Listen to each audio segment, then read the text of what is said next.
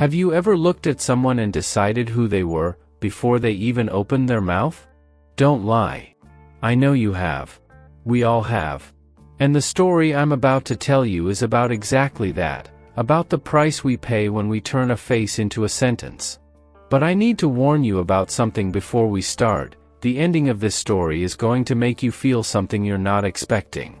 And when you get there, when the last piece clicks into place, you're going to want to go back to the beginning and hear the whole thing again. Because you'll realize the story was something else entirely. So stay with me. Don't leave. Because this story is real. And it begins in a small town in rural Tennessee, one of those places with a courthouse square in the center, a Baptist church with a bell that rings at 6 in the evening, 2 diners on Main Street where the old folks drink coffee all day, and where everybody knows everybody's name. Or at least, thinks they do. His name was Nathan. Nathan Ferris. And the first thing anyone ever noticed about Nathan wasn't his name, it was his face. Nathan was born with a condition called cavernous hemangioma. For those who've never heard of it, it's a malformation in the blood vessels that creates a swollen, purplish mass that distorts the skin. In Nathan's case, that mass covered nearly the entire left side of his face. From the corner of his eye down to his jaw. A dark, raised, irregular mark that looked, and I know this is cruel to say, but it's exactly what people thought, it looked like someone had spilled dark purple paint across his face. And Nathan grew up knowing this. He knew it before he even understood what it was, because children don't need a medical diagnosis to realize they're different. Children figure it out from how others react. From the look that turns away too fast. From the silence that falls when they walk into a room. From the mother of the kid next to them who grabs her son's arm and whispers, "Don't stare, it's not polite." Nathan heard that whisper so many times it became the soundtrack of his childhood. At 5 years old, on the first day of kindergarten, the teacher asked the children to sit in a circle on the rug. And when Nathan sat down, the boy next to him stood up and moved to another spot. Without saying a word. Just got up and left. The teacher said nothing. The other kid said nothing. And Nathan sat there, with an empty space on both sides, as if there were an invisible wall around him. He was 5. 5 years old. He didn't even know how to tie his shoes properly, but he already knew what rejection felt like. And Nathan's mother, Miss Ada, everyone called her, was a small, thin woman with calloused hands and eyes that always looked tired but never sad. Miss Ada worked as a seamstress from home, taking in alterations and mending for anyone who'd pay. Nathan's father had left when Nathan was 3. Just vanished. Didn't come back. Didn't send money. Didn't send a letter. Didn't send word through anyone. Like the family he left behind was a rental house he'd stayed in for a while and then handed back the keys. Miss Ada never spoke ill of the father to Nathan, but she never explained either. When Nathan asked, and he asked many times, especially between 6 and 8, she'd just say, "We'll manage, baby. The Lord provides." And the Lord's provision, in this case, was an old Singer sewing machine with a cast iron foot pedal and a handful of neighbors who paid when they could, and sometimes couldn't. Miss Ada sewed everything. Sunday dresses, school uniforms, curtains, tablecloths. She sewed past midnight, and Nathan would fall asleep to the rhythmic sound of the machine, click click click click, which to him was more soothing than any lullaby. Nathan's life was this, a small house with linoleum floors, his mother sewing late into the night, the smell of reheated coffee in the morning, and school. And at school, well, school was hell. Not the kind of hell you see in movies, with kids getting shoved into lockers and dunked in toilets. It was a quieter hell. A more cowardly one. Harder to point at and say, "This right here is wrong." It was the hell of being invisible. The kids didn't hit Nathan, they simply pretended he didn't exist. When the teacher said to pair up, nobody turned to look at him. When there was a group project, he always worked alone, and the teachers let it happen, because it was easier than dealing with it. When there was a birthday party, the invitation never came. It wasn't that they sent invitations and crossed his name off, it's that he was never on the list to begin with. He simply didn't exist on the social map of that school. And the cruelest part of all, nobody thought they were doing anything wrong. Because ignoring someone doesn't leave a bruise. It doesn't make noise. It doesn't show up in a police report. It doesn't trigger a parent-teacher conference. But it destroys you from the inside in a way that might be worse than a punch. Because a punch hurts and fades. A bruise heals. But silence hurts and stays. It takes root. It settles into your bones, into the way you walk, into the way you enter a room, into the way you speak, or don't speak. Silence teaches you to take up as little space as possible. To breathe quietly. To exist while apologizing for existing. And Nathan stayed silent for a very, very long time. He was a good student, not brilliant, but dedicated.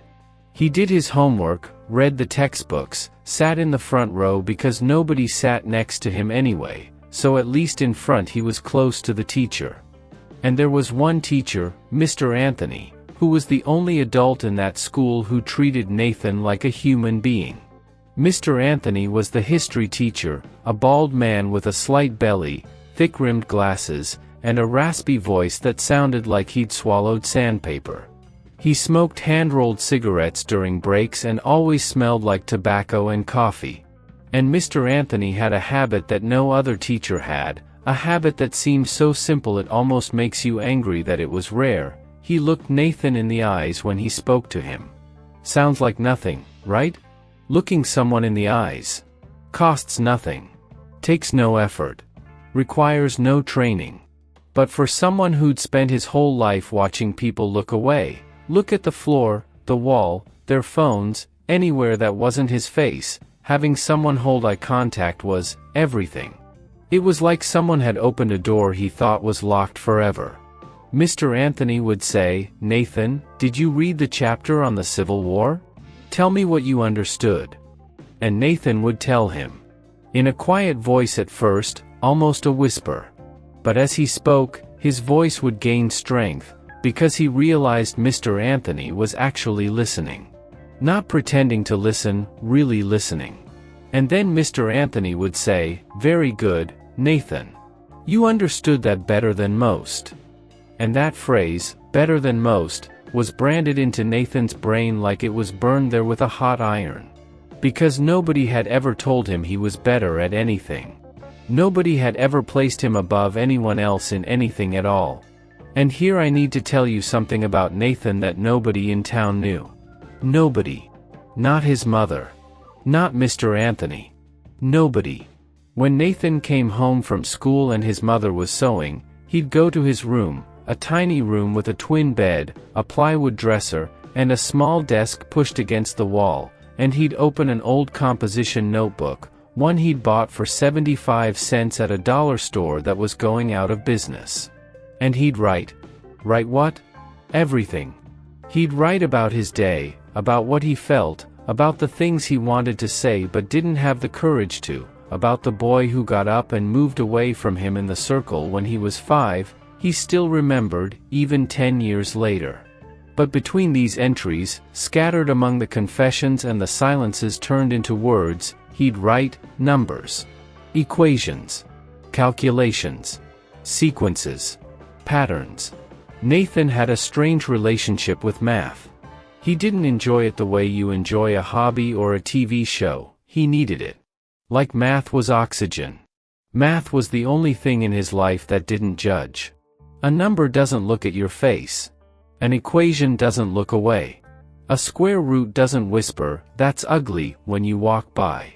If the answer is right, it's right. Doesn't matter who wrote it. Doesn't matter about skin color, the shape of your face, the clothes you wear. 2 + 2 is 4, said by a prince or a beggar, the answer is the same.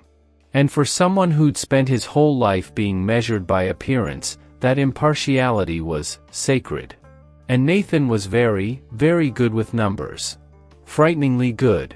He solved problems the school textbook didn't even pose. He'd finish the math textbook by October and spend the rest of the year with nothing to do during class. He'd pick up old copies of puzzle magazines and math competition booklets from the free bin at the library, the ones nobody wanted, and he'd tear out the math pages and solve everything. Logic problems. Probability. Combinatorics. Things his school didn't even teach. He did this every day. For years. Alone. In his room. Under the dim yellowish light of a 40-watt bulb that flickered when the wind blew hard. No tutor, no prep course, no internet, because back then, in that town, internet was a luxury for rich folks. And nobody knew. Because nobody asked. Because nobody looked at him long enough to notice that behind the face everyone avoided was a mind that worked in ways most people can't even conceive. Now, I need to introduce you to another person in this story. And I need you to pay attention to how you react to this person, because at the end, that reaction is going to be part of the lesson. His name was Marcus. Marcus Walden. Marcus was the exact opposite of Nathan in everything the surface can measure. Handsome, that kind of handsome you see on TV, you know? Sharp jawline, light green eyes, dark hair, wide smile with perfect teeth. Tall. Broad shoulders. Clear, smooth skin, not a mark, not a blemish, not a scar. Marcus was the kind of person who walked into a room and the energy shifted. People sat up straighter. The girls laughed louder. The boys got sharper, like his presence triggered some primal competition instinct. Marcus was magnetic. And he knew it. And he used it. The same way a card player uses an ace, with calculated ease. Marcus was the son of the owner of the only gas station in town, Walter Walden, who was also a county commissioner and had a name that carried weight. In a small town, a name that carries weight is currency. It opens doors. Settles debts. Solves problems. And Marcus spent that currency freely. He was popular at school, popular on the street, popular at church, popular at every barbecue and football game. Everything Nathan wasn't, Marcus was in excess.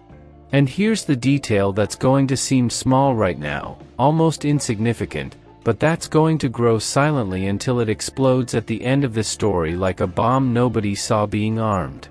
Marcus and Nathan were the same age. Born the same year. Went to the same school. And in their senior year of high school, they were in the same class. And that year, the last year before everyone went their separate ways, the school received a notice from the State Department of Education about a full-ride scholarship program to state universities, including one special slot at one of the best engineering schools in the country, up in Boston. One single slot for the entire region. A one-way ticket to another life. And to compete for that slot, students had to take a test. A hard test. Math Olympiad level. The kind of test that doesn't measure what you've memorized, it measures what you understand. The kind of test that separates people who can reproduce from people who can think. And the school principal, a man named Gerald, who wore a gray suit even in 95-degree heat and had a thin mustache that looked like an old toothbrush, Principal Gerald called in the students he considered the best for a meeting in his office. He picked 7 students. The 7 best. The 7 with potential. The 7 who, in his mind, represented the school. Marcus was one of them, of course. Marcus always was. Nathan was not invited. Nathan never was. And when Nathan found out about the meeting, because he found out, school walls are thin and gossip thinner, he did something he almost never did. Something that went against every survival instinct he'd built over 17 years of invisibility. He went to the principal's office. He knocked on the door. He waited. He walked in when he heard, "Come in." And he asked to participate. And Principal Gerald looked at him, looked at his face, at the hemangioma, at the purple mass, and did that thing people do when they look at Nathan, that micro-gesture of adjusting their eyes as if the sun just came through a window, that almost imperceptible recoil of the head. And he said something that I need you to remember, because it's going to matter later. He said, "Nathan, this opportunity is for students who have the right profile. You understand, right? There are interviews, presentations, evaluation panels. You'd feel uncomfortable." Profile. The principal used the word profile. That clean, neutral, professional word that hides underneath it all the filth of prejudice. And Nathan understood exactly what he meant. It wasn't about grades. It wasn't about ability. It wasn't about effort or dedication or merit. It was about the face. The principal looked at the purple mask covering half of Nathan's face and decided, right then, without thinking twice, with the ease of someone deciding which tie to wear, that face didn't represent the school. That face didn't deserve the opportunity. That face didn't have the right profile. And you know what's worse? He thought he was being kind. He thought he was protecting Nathan. You'd feel uncomfortable. As if the problem were Nathan's discomfort and not the ignorance of whoever would look at him. And Nathan walked out of that office without saying a word. He didn't protest. He didn't argue. He didn't slam the table. He didn't cry. He didn't complain to his mother. He just left. Closed the door behind him. Walked down the empty hallway. Went home. Sat in his room. Same chair as always, same little desk, same 40-watt bulb. And opened his notebook. And that night, he didn't write about what he felt. Not a single word. Not one confession. He wrote numbers. Lots of numbers. Equations. Proofs. Pages and pages and pages. As if math were the only language that still made sense in a world that had decided he had no value. Now, meanwhile, Marcus was preparing for the test. But preparing is a very generous word for what Marcus actually did. Marcus was smart, that's true, you can't take that from him. But Marcus was the kind of smart that never had to truly try. He got good grades because he had a sharp memory and because teachers liked him. They liked the way he raised his hand with confidence. They liked the smile he gave when he got his test back. Marcus had that invisible charm that makes a teacher give the benefit of the doubt when grading. That smile that turns a 78 into an 80.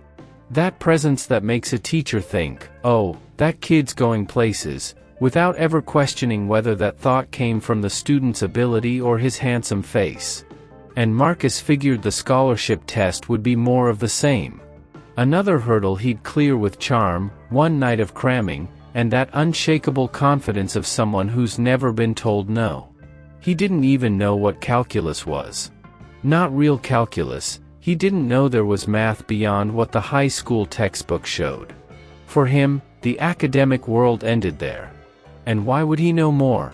Nobody ever demanded more. Life never asked.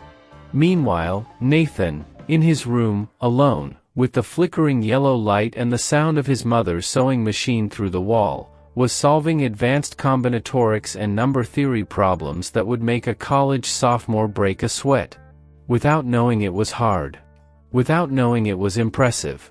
Doing it like breathing, because for him, that's exactly what it was. And here the story takes a turn that has to be told carefully, because it involves a person who's going to change the course of everything. A person without whom this story would have had a completely different ending. Her name was Julia. Julia Reeves. A substitute math teacher who arrived at the school in the middle of the year because the regular teacher, Mrs. Patterson, who'd been there for 23 years, had a serious health issue and had to take leave. Julia was young, 26, thin, curly hair down to her shoulders, round glasses, and a quiet, almost shy demeanor that made the students think they could do whatever they wanted in her class. And made the other teachers think she was fragile. That she wouldn't last. That she'd request a transfer in 2 months. But Julia wasn't fragile. Julia was observant. The kind of quiet that doesn't come from having nothing to say, but from paying attention. Absorbing. Cataloging. And on her very first day of class, while writing an arithmetic sequence problem on the board, basic stuff, just review, she noticed something that no other teacher had noticed in 12 years of Nathan's schooling. She noticed he finished the problems before everyone else. Way before. Absurdly before. She'd write the problem on the board, and while the rest of the class was still copying it down, some hadn't even found the right page in their notebooks, Nathan was already sitting with his pen down, staring forward, waiting. With the answer done. And she didn't let that go. She could have. Any other teacher would have. But she didn't. In the second week, after class, when the room was empty and the hallway smelled like cafeteria leftovers, she called Nathan over. And he walked to her desk the way someone walks when they expect to be dismissed. Shoulders hunched. Eyes on the floor. His whole body saying, "I know I'm bothering you, I'm sorry." And she said, "Nathan, I put up a geometric sequence problem today. You solved it in 2 minutes. The whole class took 20. How long did it take you to learn that?" And he said, almost in a whisper, "I didn't learn it at school." And she said, "Where did you learn it?" And he went silent for a while. That silence of someone who isn't used to being asked. Who doesn't know what to do when someone shows genuine interest? And then he said, looking at the corner of the room, "At home. In a notebook." Julia asked to see the notebook. And Nathan was afraid. Because that notebook was the most intimate thing he had. More intimate than a diary. It was the place where he truly existed, away from the stairs, away from the whispers, away from the world that didn't want him. But something in Julia's voice, something he couldn't name, made him trust her. And he brought the notebook the next day. And when Julia opened that old composition notebook, with its bent corners and coffee-stained pages, she sat down. Literally pulled out a chair and sat down. Because inside that notebook that looked like trash was work that she, a certified math teacher with a master's degree, had struggled with in graduate school. There were proofs of theorems. There were alternative paths to classic problems that she'd only seen in academic journals.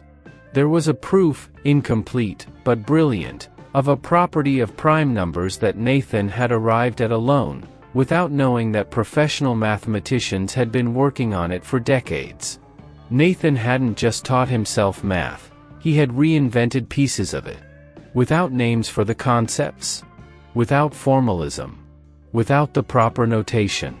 He called things tricks and shortcuts because he didn't know they had official names. But the logic was there. Precise. Consistent. Elegant. And Julia cried. Right there, in the empty teacher's lounge, with the notebook open on the table and a cold cup of coffee beside it, she cried. Not from sadness, from anger. A hot, suffocating anger that rose from her gut and squeezed her throat. Anger at the thought that this boy had spent 12 years inside that school and nobody, not one teacher, not one principal, not one counselor, nobody had noticed. Because nobody looked. Nobody bothered to look past the mark on his face and see that inside there was something rare. Something precious. Something most teachers go their entire career without finding in a student. And it was right there. Hidden in a 75-cent notebook. In a room with a 40-watt bulb. In a seamstress's house. Invisible. And here I need to tell you what was happening in parallel, because the two stories are running side by side like two rivers heading for the same point, and when they meet, it's going to be at the worst possible moment. Marcus, the handsome one, the popular one, the commissioner's son, started dating a girl named Caroline. Caroline Meadows. A nice girl from a good family who had one detail important to this story: her father was a lawyer. And not just any lawyer. A lawyer with an office in the state capitol, with contacts in the Department of Education, with the kind of phone book that solves problems with one call. And Marcus, being Marcus, used this. He didn't use it in an obvious, crude way. He used it the way handsome, popular, well-connected people use things, naturally. Like it was an accident. He'd go to dinner at Caroline's house, sit at the table with her father, talk about football, laugh at the jokes, compliment the wine, even though he didn't know a thing about wine. And at one of those dinners, between dessert and coffee, Caroline's father mentioned, casually, like it was nothing, that he knew people on the committee that evaluated candidates for the state scholarship program. And Marcus stored that information. Said nothing. Asked for nothing. Didn't need to. Just stored it. Like tucking an ace up your sleeve without showing anyone. Meanwhile, Julia, the substitute teacher everyone thought would be gone in 2 months, did something nobody expected and something that could have cost her the job. She went to Principal Gerald and said, with a steady voice and fire in her eyes, that Nathan should be included in the scholarship selection. And the principal gave the same answer as always, in the same patronizing tone: the boy doesn't have the right profile. You're new here, Julia. You don't know the reality. And Julia said, profile for what, principal? This boy is a genius. I have his notebook right here. You need to see this.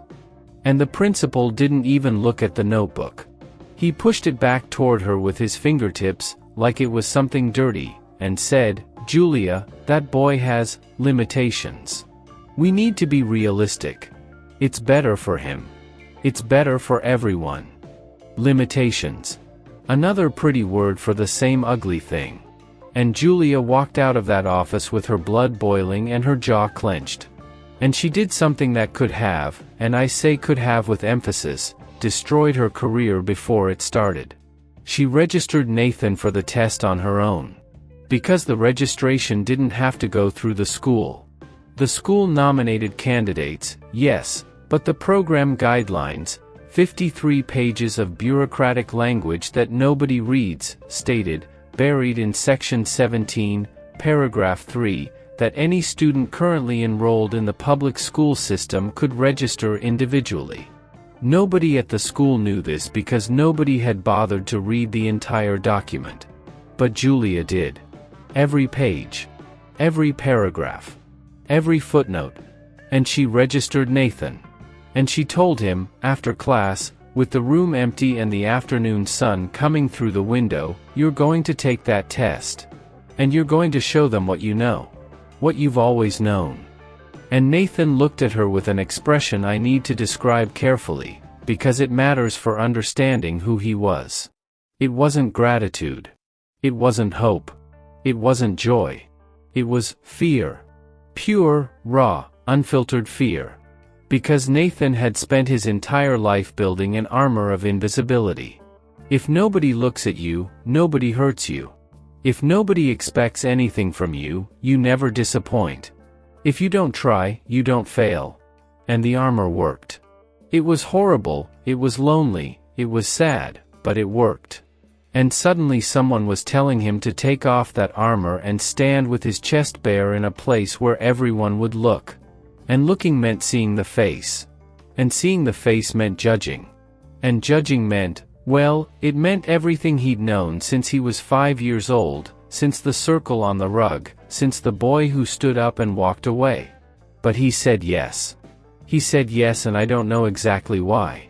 Maybe because Julia was the second person in his life, after Mr. Anthony, who looked into his eyes and didn't look away. And when two people in 17 years do that, you realize each one is a miracle. And you don't waste miracles. The day of the test came. It was a Saturday in September, at a regional high school in the next county over, about 25 miles away down a 2-lane road that cut between hills and cattle farms. Miss Ada didn't have a car. Didn't have money for the bus. The intercounty bus was $11 each way, 22 round trip, and Miss Ada had $19 to get through the rest of the week. $19 for food, for electricity, for everything. And Julia, on a substitute teacher's salary that barely covered her rent in the cramped apartment she shared with another teacher, paid for Nathan's bus ticket out of her own pocket. And walked him to the bus stop at 5:30 in the morning, when the sky was still dark and the air had that cold bite that September mornings have in the Tennessee hills. And she said, holding his shoulder, go. Solve everything. I know you can do this. I've read your notebook. I know what's inside you. and Nathan went. Alone. On an old bus with cracked vinyl seats and a window that wouldn't close all the way, smelling of diesel and road dust, with the purple mark on his face, a worn backpack on his shoulders, and a number 2 pencil in his jeans pocket. When he arrived at the school where the test was being held, there were about 40 students gathered in the parking lot. Most of them well-dressed, new sneakers, name-brand backpacks. Most of them with expensive supplies, imported mechanical pencils, scientific calculators. Most of them accompanied by parents who'd driven them there in SUVs, by private tutors giving last-minute tips in the parking lot, by people who believed in them, who invested in them, who looked at them and saw a future. Nathan was alone. With a pencil. And when he walked through the entrance, it happened again. The looks. Quick. Discreet. Automatic. That involuntary scan the human brain does when it spots something outside the pattern. A girl with a blonde ponytail nudged her friend and whispered something behind her hand. A tall boy with glasses looked at Nathan's face, processed the information, then looked down at his own shoes, as if he'd seen something he shouldn't have. The test proctor, a middle-aged man with a tired face and a wrinkled shirt, looked at him with that mixture of pity and discomfort Nathan knew by heart, and said, "Have a seat in the back, son. Plenty of room. In the back. Always in the back. Always far away. Always where nobody has to look. Where the wrong face is easier to ignore." Nathan sat down. Placed his pencil on the desk. Took a deep breath. And when the proctor handed out the tests and said, "You may begin," Nathan opened the booklet. And here I need to describe what happened inside his head, because this is what transforms this story from something sad into something extraordinary. When Nathan looked at the questions, he felt something he had never felt in his life. In 17 years of existence, never once. He felt belonging. The questions were hard. Very hard. Most of the 40 students in that room would hand in their tests half blank. But those questions, those complex, layered, multi-step problems, they were his. They were the kind of problems he solved in his room, alone, at night, under the dim light, with the sound of his mother's sewing machine coming through the wall. Combinatorics. Number theory. Advanced analytic geometry. Formal logic. Everything he'd taught himself, in notebooks nobody ever asked to see, on pages torn from puzzle magazines that were supposed to become pillow stuffing. And he started solving. And something strange happened to his body as he worked. The mark was still there, it wasn't going anywhere, it never would, but something shifted. His shoulders dropped. His forehead smoothed. His jaw unclenched. His hands stopped trembling. And his face, his whole face, including the half the world rejected, became serene. Almost beautiful. Not beautiful in the way society uses that word, but beautiful in the real, deep sense of what happens when a human being is doing exactly what they were born to do. And if someone had looked at him in that moment, truly looked, without flinching, without the micro-gesture of adjusting their eyes, they would have seen something that cuts right through your chest. They would have seen a boy at peace. For the first time. He finished the test in 2 hours. The test had a 4-hour limit. He reviewed everything twice. Every answer. Every proof. Every step. And left. He handed his test to the proctor, who looked at the clock thinking the kid was giving up, and Nathan said, "I'm done." The proctor looked at him with disbelief. But said nothing. Nathan rode the bus home. Sat by the same window that wouldn't close. Watched the road go by. Didn't tell his mother what he'd felt during the test, that belonging, that peace. Didn't tell anyone except Julia. And waited. Now, Marcus also took the test. And Marcus, well, Marcus had a very different experience. Marcus looked at the questions and felt something he'd never felt either, panic. Real panic. Not test nerves, not normal anxiety. The panic of someone who realizes, in one brutal flash of clarity, that they know nothing. That everything they thought they knew was surface. shell, veneer. Because that test wasn't a school test. It couldn't be solved with sharp memory, a nice smile, or a teacher's benefit of the doubt. It demanded depth, mathematical creativity, abstract reasoning, the ability to think along paths nobody taught you. Things Marcus had never needed to develop because life had never demanded it. Because when you're handsome, popular, and the commissioner's son, life doesn't demand, it offers. And Marcus did what he could. Which wasn't much. He guessed on half the questions. Made up answers for the rest. And walked out of that room with that awful feeling, the feeling of looking in a mirror and not liking what you see. And here the story enters a phase I need to tell slowly, carefully, because this is where all the pieces start moving toward the inevitable. The results came out 3 weeks later. In an official notice, published on the State Department of Education website, with the coldness and objectivity of an accounting report. No adjectives. No emotion. Just numbers and names. And the result was clear, cold, indisputable, mathematical, just the way Nathan liked it. First place in the region, with the highest score ever recorded in that program since its creation 8 years prior, Nathan Ferris. His score was so far above everyone else's that the evaluation committee requested a manual review of his test, thinking there was a scoring error. There wasn't. The test was flawless. Every answer. Every proof.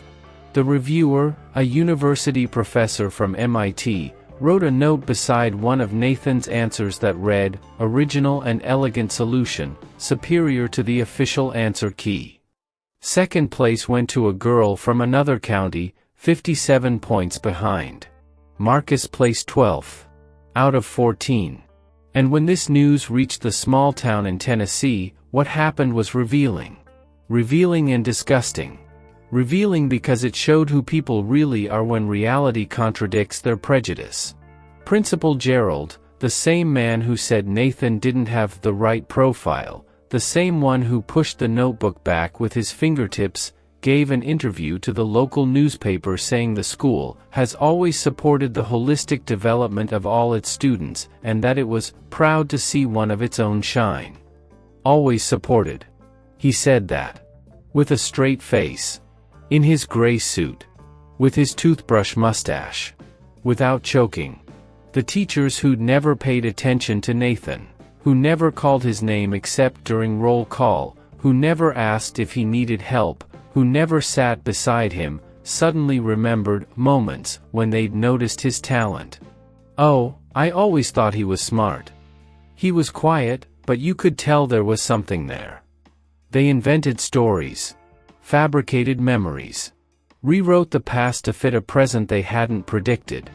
The mothers who'd pulled their children away from him in the park, the same ones who whispered, "Don't stare," were now telling their neighbors over coffee, "I always thought that boy was special. There was something about him, you know?" And Marcus, well, Marcus reacted in a way that showed exactly who he was underneath the handsome surface, underneath the perfect teeth smile, underneath the flawless packaging. Marcus got angry. Not angry at himself for not studying. Not angry at his own arrogance. Not angry for having underestimated a test that demanded substance over appearance. Angry at Nathan. Angry at a boy who had never done a thing to him. Never said a cross word. Never even looked at him sideways. Angry that someone he considered less attractive, less popular, less everything, had been more. And that anger, that cowardly, mediocre, petty anger, found a channel. And the channel was easy, cheap, and devastatingly effective. Marcus started a rumor. The rumor was simple, and that's why it worked. Nathan had cheated. Someone had slipped him the test beforehand. Someone had fed him the answers. Because, and this was the cruel part, the knife he twisted, look at him, do you really think that guy got the highest score in the history of the program? With that face? Seriously? You're gonna tell me some kid like that, from a public school in the middle of nowhere, with no tutor, no prep, no nothing, scored higher than everyone? Come on. And people believed it. Not all of them. But enough. Because the rumor didn't create a new idea, it confirmed something people already wanted to believe. It's easier to believe that someone ugly cheated than to believe that someone ugly is brilliant. Because if he's brilliant, then we have to rethink everything. We have to admit that we mistreated someone who deserved respect. That we ignored someone who had value. That we're the villain of the story. No. Easier to say he cheated. More comfortable. Easier to sleep at night. And the rumor grew. Like weeds in an abandoned lot. Fast, ugly, out of control. It left the school, went to the diner, went to the grocery store, went to the church parking lot after Sunday service. And it reached, as everything venomous eventually does, the wrong ears. It reached the Department of Education. And Caroline's father, the lawyer with the powerful phone book, made a call. Not a call asking for a fair and impartial investigation. A call asking them to take a closer look at the results.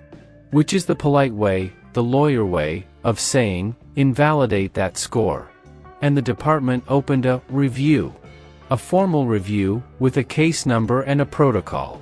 A review that would never, never, have been opened if the first place finisher had looked like first place.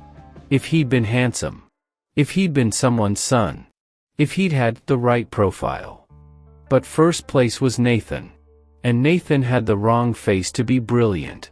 The review lasted 2 months. 61 days, to be exact. 61 days in which Nathan lived in limbo. Not knowing if he'd lose the scholarship. Not knowing if they'd invalidate everything. Not knowing if the world would, once again, look at him and say, this isn't for you. 61 days in which people in town looked at him with that look, not outright accusation, which at least has the courage to be explicit, but soft suspicion, a, we'll see, a, I don't know about that, which is almost worse. And during those 61 days, Nathan stopped writing in his notebook. For the first time in his life, math didn't console him. Because math says the right answer is the right answer, no matter who writes it. But the world was saying the right answer was worth nothing if it came from the wrong face. And if math lied about that, if even math wasn't fair, then what was left? And Julia fought. She fought like a lioness. She emailed the committee. She called the department every day. She wrote a 14-page formal letter detailing Nathan's academic trajectory.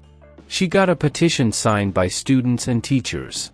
She brought his notebook as evidence, that old 75-cent composition book that contained more original mathematics than many master's theses.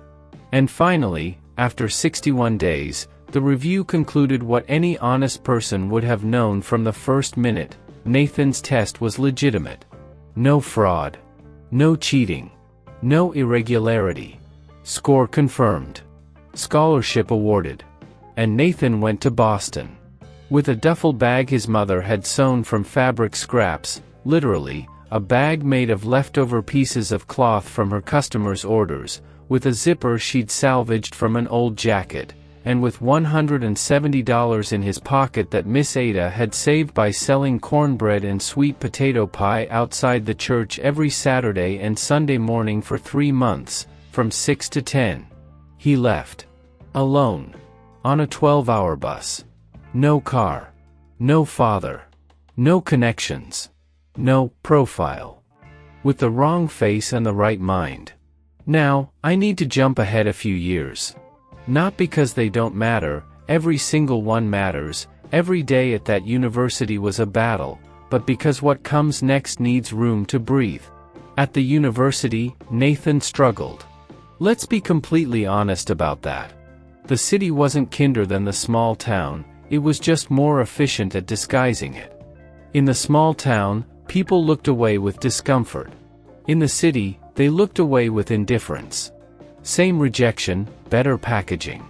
But Nathan had something most of his classmates didn't: hunger. Not hunger for food, though he felt that too, many times, eating plain rice on the 15th of the month when his stipend had run out. Hunger to prove, not to others, but to himself, that the right answer has to count, no matter whose face it comes from. And he studied. Like nobody at that university studied. He was the first one at the library when the guard unlocked the doors at 7 in the morning and the last to leave when the lights went off at 11 at night. He made friends, few, but real. People who looked at him and saw Nathan, not the mark. A girl named Beatrice who sat beside him in the lab and said, "Nathan, stop solving my problem set, I need to learn too." A calculus professor named Dr. Falcone who, after seeing Nathan's first exam, called him into his office and said, "Where have you been hiding?" Nathan graduated in engineering with the highest GPA in his class. Then he got a master's degree. Then a PhD. In artificial intelligence applied to diagnostic medicine. And here I need to stop and explain what that means, because this is where the story starts becoming something bigger than anyone imagined. Nathan developed, during his doctoral work, an algorithm. A system of artificial intelligence capable of analyzing medical images, X-rays, CT scans, MRIs, and identifying patterns that the human eye simply cannot see. Hidden patterns. Subtle. Invisible on the surface. His system was able to detect tumors at such an early stage that even the best radiologists in the world, with 20, 30 years of experience, couldn't identify them. And why did he create this? Why, of all the things he could have done with that extraordinary mind, did he choose to create something that looks inside people? Because Nathan spent his entire life being defined by what was on the outside. By the surface. By the shell. By the appearance. And he wanted to create something that did the opposite. Something that completely ignored the exterior and looked straight at what's hidden. At what nobody sees. At what nobody searches for. Because nobody had searched inside him. And if someone had searched earlier, if Principal Gerald had opened the notebook, if the teachers had paid attention, if the children had sat beside him in the circle, they would have found gold. So he built a machine that searches. His work drew attention. First at the university. Then at international conferences. Then from tech companies. Then from hospitals.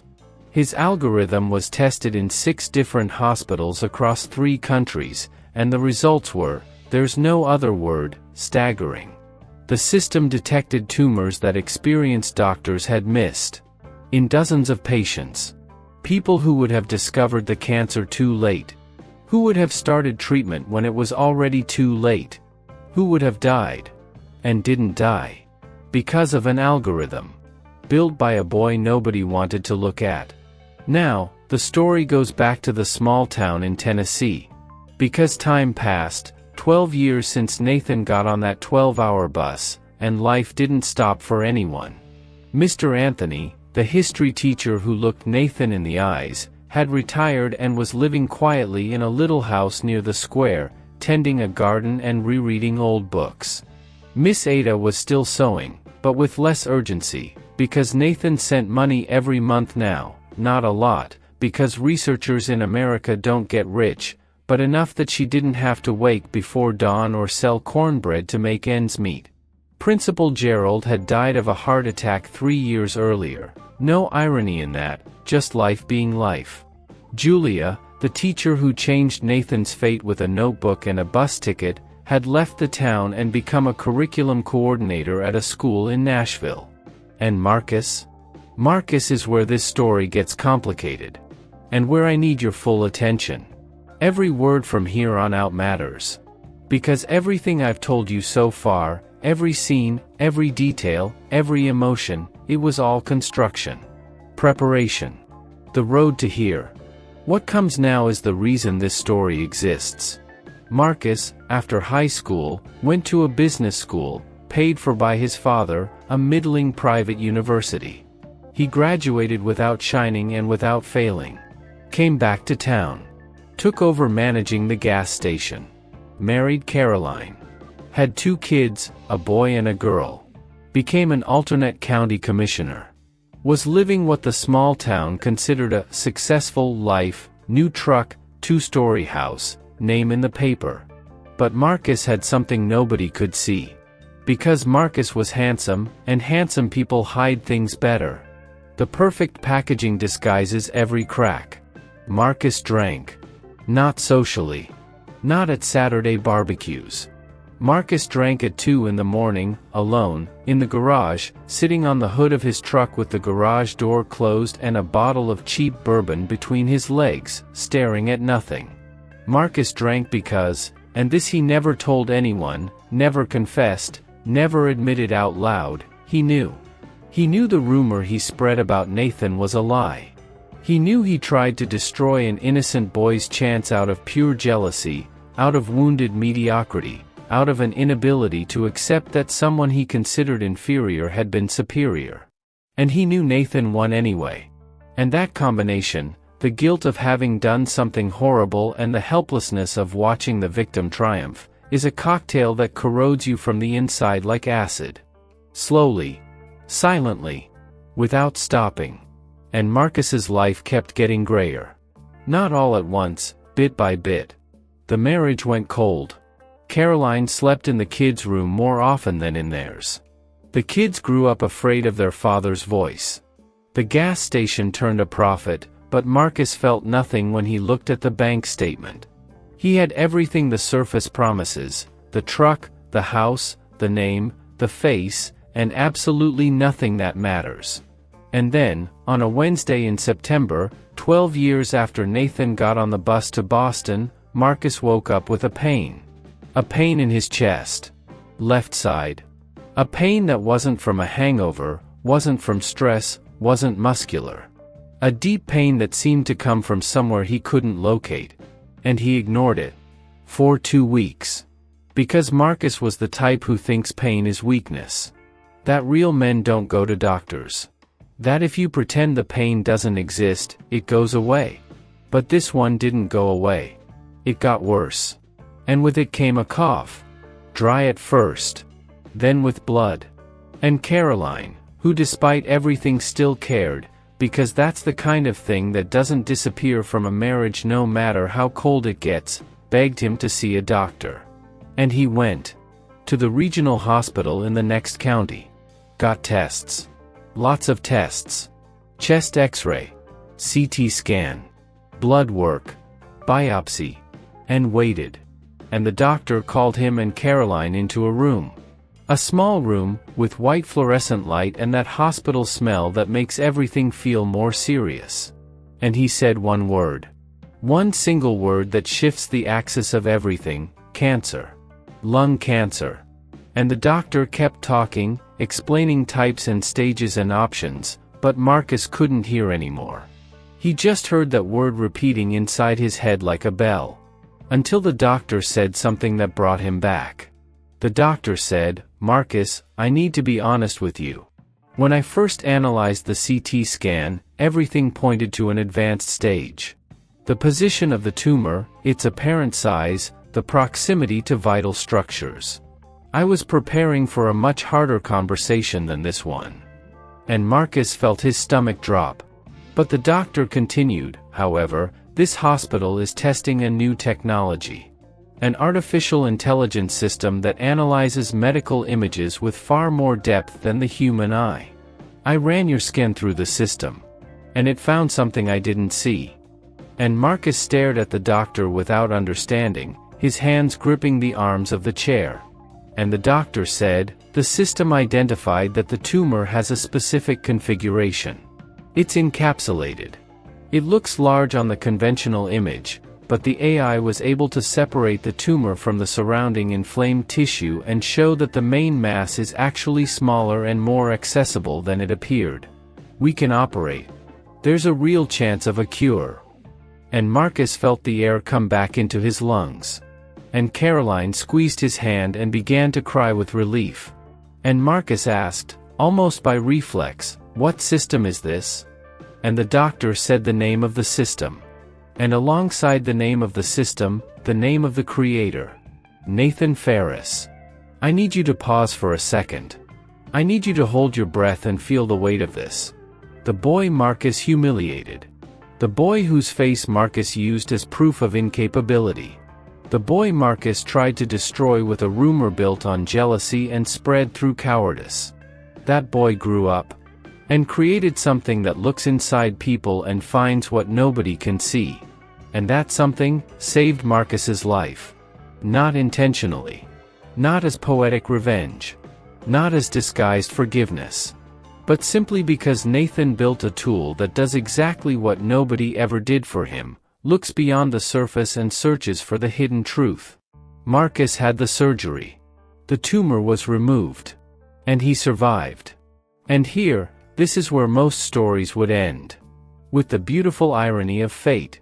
With the neat little lesson that good conquers evil. With the villain saved by the hero. With the moral wrapped in a bow and delivered on a silver platter.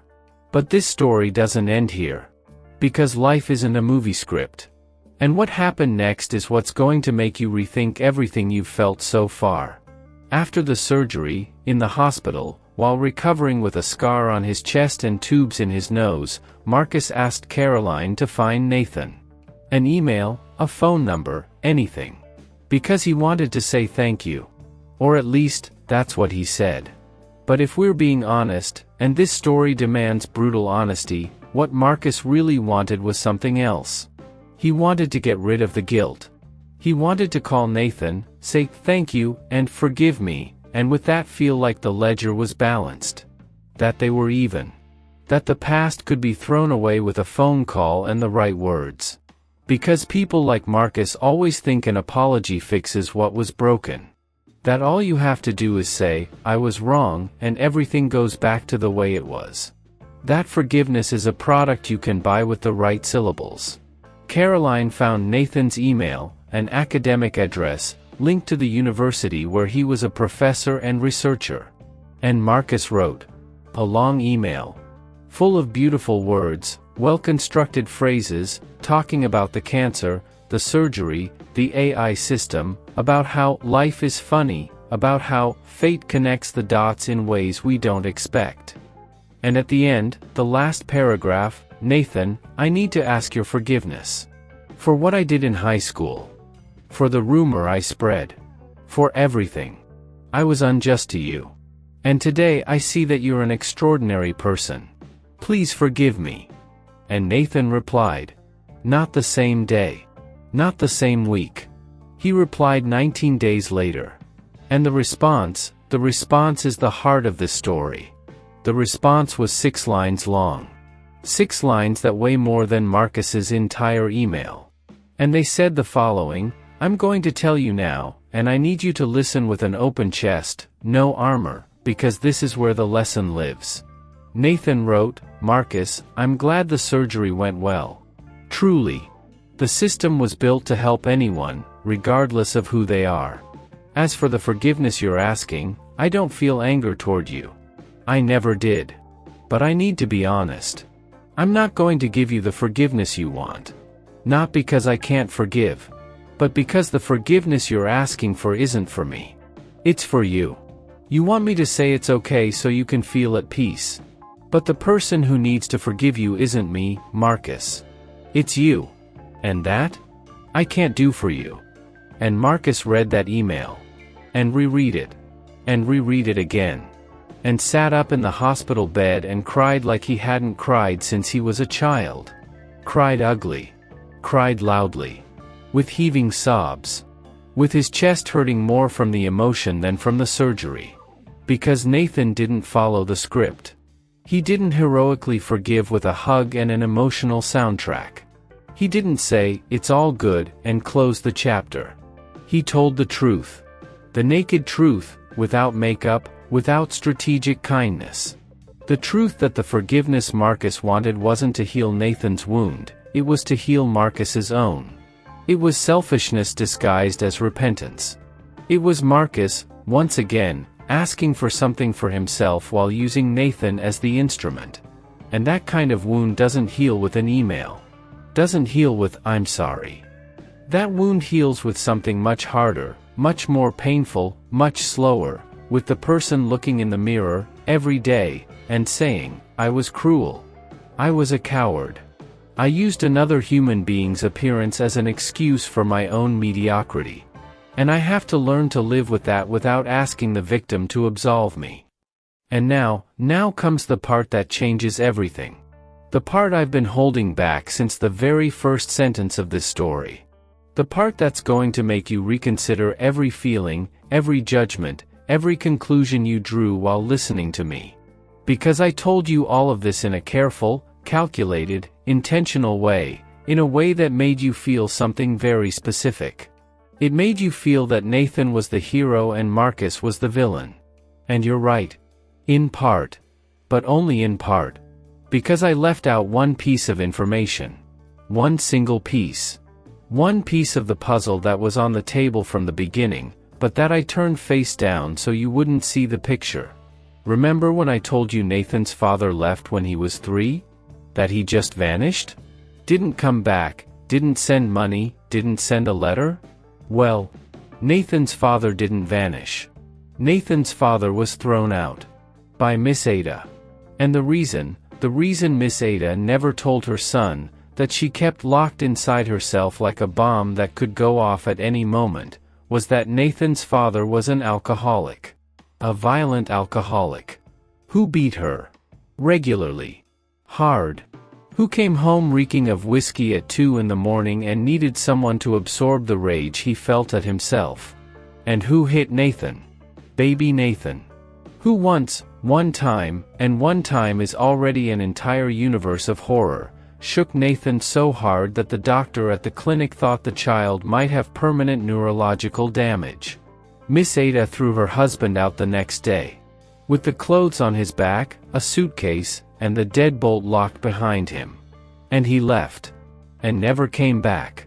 And the name of Nathan's father, the name Miss Ada erased from her own memory like pulling a weed out by the root, was Walter. Walter Walden. The same Walter. The gas station owner. The county commissioner. Marcus's father. Marcus and Nathan were brothers. Half-brothers. Same father. Walter Walden had Nathan with Miss Ada before he married Marcus's mother. Nathan was the first son. The firstborn. The one who came before. And when Nathan was born with the hemangioma, when Walter looked at that purple mass on his newborn's face, he felt shame. Not a father's concern. Not compassion. Not unconditional love. Shame. Shame of his own son. Shame of the mark on the face. Shame of what others would think. And he drank more. And hit harder. And when Miss Ada finally had the courage to throw him out, Walter didn't fight to stay. Didn't beg. Didn't promise to change. He left relieved. Relieved. Relieved that he no longer had to look at his own son's face and feel that shame. He walked out of that house like someone walking out of a prison. And started over. Married again. A different woman, in the same town, a few miles down the road. And had another son. Marcus. The handsome Marcus. The perfect Marcus. The Marcus without a single mark on his face. The Marcus who was everything Nathan was never allowed to be, because the father decided the first son wasn't worth the effort. And Walter never told anyone. Not Marcus. Not his new wife. Nobody. He buried Nathan like you bury a shameful secret, deep, with lots of dirt on top, and a whole life built on top of that dirt. And Marcus, the Marcus who spread the rumor, who tried to destroy Nathan's life, who used his face as proof of failure, never knew he was doing that to his own brother. And Nathan? Did Nathan know? No. Miss Ada never told him. She carried the secret with her for nearly 20 years. Until she didn't carry it anymore. Because Miss Ada died. 3 months after Marcus's email. A sudden stroke. Fast. No warning. No time for goodbyes. And when Nathan went back to Tennessee to bury his mother, the woman who sewed his life together stitch by stitch, scrap by scrap, he found, at the back of her closet, behind boxes of thread and paper patterns, inside an old shoebox tied with twine, a brown envelope. And inside the envelope, 2 things. A birth certificate, his birth certificate, Nathan Ferris, with the full name of his father in the paternity field, Walter Dean Walden. And a letter. A handwritten letter, in Miss Ada's small, steady handwriting, on a sheet of lined notebook paper. A letter she had written for Nathan and never delivered. And in the letter, in simple words, without drama, without self-pity, with the plain-spoken directness of someone who has already cried everything there was to cry and now just wants the truth to exist somewhere, she told him everything. The relationship with Walter. The violence. The alcoholism. The night he shook the baby. The expulsion. And the fact that Walter, afterward, married again in the same town and had another son. A son named Marcus. And that she never told Nathan because she wanted to protect him. Protect him from what? From knowing that his own father looked at his face and felt shame instead of love. From knowing that his own father chose to leave rather than stay and fight. From knowing that the boy who humiliated him at school, who spread the rumor, who tried to destroy his chance, was blood of his blood. And Nathan read that letter sitting on the floor of his mother's room, leaning against the wall, under the yellowish light of the same 40-watt bulb that illuminated his notebooks for years, surrounded by the smell of fabric, of sewing thread, of reheated coffee, of childhood. And he didn't cry. I wish I could tell you he cried. It would be prettier. It would make the story rounder, more cinematic, more satisfying. But he didn't cry. He just sat there, looking at the letter, with dry, open eyes, for a long time, maybe an hour, maybe more. And then, slowly, carefully, he folded the letter, put it back in the envelope, put the envelope back in the shoebox, tied the twine around it, and put the box back at the bottom of the closet, and left, and never told Marcus. And now I need to ask you a question. And this question is more important than anything I've said until now. I need you to stop listening for a second and think. When I told you this story, you divided the world in two. The good and the bad. The ugly one who was a genius and the handsome one who was cruel. And you felt like you were on the right side. Comfortable. Safe. You sided with Nathan. You judged Marcus. Judged the principal. Judged the town. Judged Walter. And you were right to judge their actions.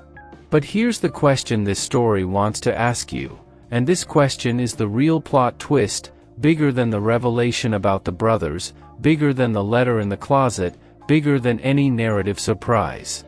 The question is this: did you notice that, while I was telling you this story, you did exactly what the people in that town did? You looked at the surface and decided who was who. I gave you a character described as handsome and you automatically filed him under villain. I gave you a character described as ugly and suffering and you automatically filed him under hero. Before knowing what either one did. Before knowing their actions. Just from the description. And yes, in this story, by chance, you were right. The actions confirmed the roles. But what about in real life? In your day-to-day?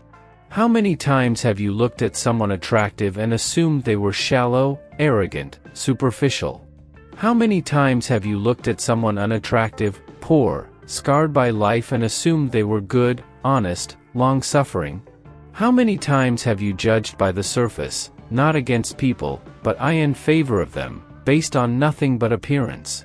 Because prejudice based on appearance isn't a one-way street. It's not just thinking the ugly one is worth less. It's also thinking the handsome one is worth less, in a different way, but less. It's thinking that appearance tells you anything about who a person is on the inside. Marcus was cruel, not because he was handsome. He was cruel because he was a coward. And plenty of ugly people are cowards too. And plenty of beautiful people are deeply generous. Appearance tells you nothing. And the mistake the town made with Nathan wasn't just thinking he was less because of his face. The mistake was thinking the face mattered. For anything. In any direction. And you, listening to this story, fell into the same trap. Just from the other side. You made Nathan the hero before you knew he was brilliant, just because he was ugly and suffering. And you made Marcus the villain before you knew he was a coward, just because he was handsome and popular. You judged by the packaging. Like everyone judges. Always. Now, there's one last thing I need to tell you. One final piece that clicks into place and completes this puzzle. Remember Walter? The father of both? The gas station owner? The commissioner nobody knew had abandoned a son? Walter died 2 years before Miss Ada. Liver cancer. A direct consequence of the alcoholism he never treated, never admitted, never faced, hiding it behind the same facade Marcus inherited, the facade of the man who has everything under control. And before he died, in his final days, when he could barely speak, Walter called Marcus to the hospital. And Marcus came. Sat beside the bed. Held his father's hand.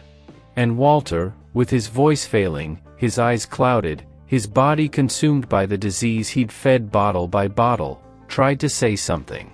Tried several times. The words came out broken, jumbled, swallowed by weakness. And the only thing Marcus could understand, the only complete sentence Walter Walden managed to speak before he died, was, "I left a boy behind." Marcus thought his father was delirious. That it was the morphine. The fever. The brain shutting down. He squeezed his father's hand and said, "It's okay, Dad. Rest. You don't need to say anything." And Walter died. With that sentence stuck in his throat. With that secret still buried. And Marcus never understood what he meant. Still doesn't, to this day. Because Nathan never told him. And maybe never will. And maybe, and this is the part that cuts deepest, that's the most extraordinary thing in this entire story. Not the fact that Nathan overcame everything life threw at him. Not the fact that he created something that saves lives. Not the fact that he refused to give cheap forgiveness. But the fact that he discovered the man who humiliated him, who tried to destroy his chance, who used his face as an argument for failure, was his own brother. And he chose not to use it as a weapon. He could have told. He could have called Marcus and said, "You know we have the same father? You know you tried to destroy your own brother's life and didn't even know it?" He could have thrown that bomb and watched the explosion from a distance. With every right in the world. With every moral justification anyone would give him. But he didn't. Because Nathan understood something that very few people in this world truly understand, that truth isn't always a tool for justice. That sometimes truth is just more pain. Just more weight. Just more destruction dressed up as honesty. And Marcus was already carrying enough weight. So Nathan did what he always did, he put it away. In the same shoebox. In the same closet. In the same room that smelled of fabric and had a 40-watt bulb. And he went back to Boston. And continued his work.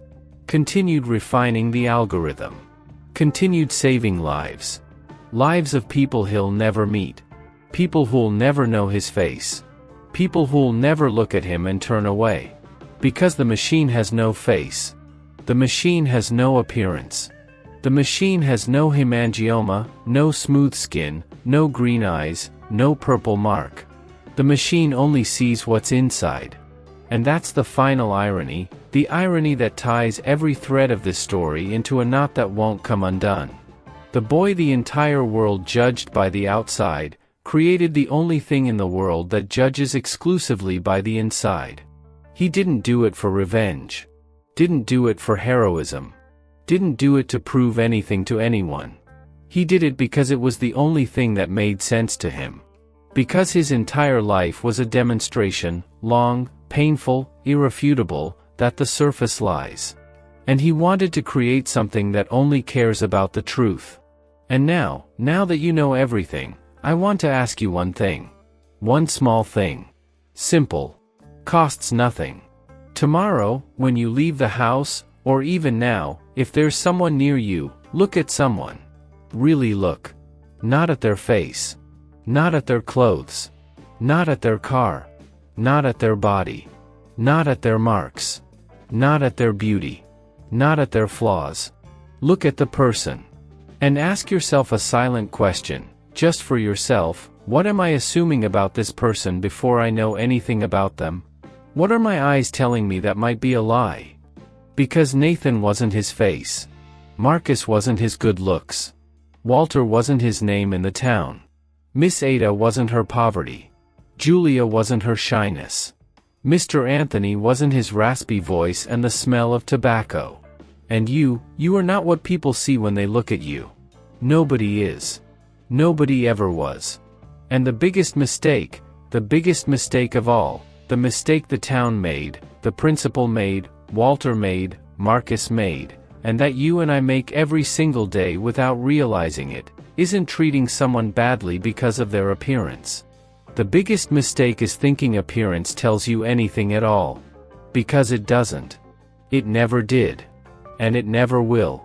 A face is just the front door of a house. It tells you nothing about what's inside. And if you listened to this entire story and made it all the way here, if you stayed with me through this whole journey, then maybe, just maybe, tomorrow you'll look at someone a little differently.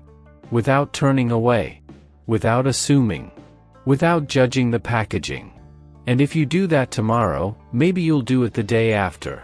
And the week after that. And the month after that. And if that happens, if one look changes, then this story did what it needed to do. Because we don't change the world with pretty speeches. We don't change it with inspirational quotes posted on the internet. We change the world one look at a time. A look that doesn't turn away. A look that doesn't judge. A look that searches for what's inside. Like Mr. Anthony did in that classroom. Like Julia did with that notebook in her hands. Like Nathan's system does, every single day, in hospitals around the world, saving people he'll never meet. A look that sees the person. Just the person. And nothing else.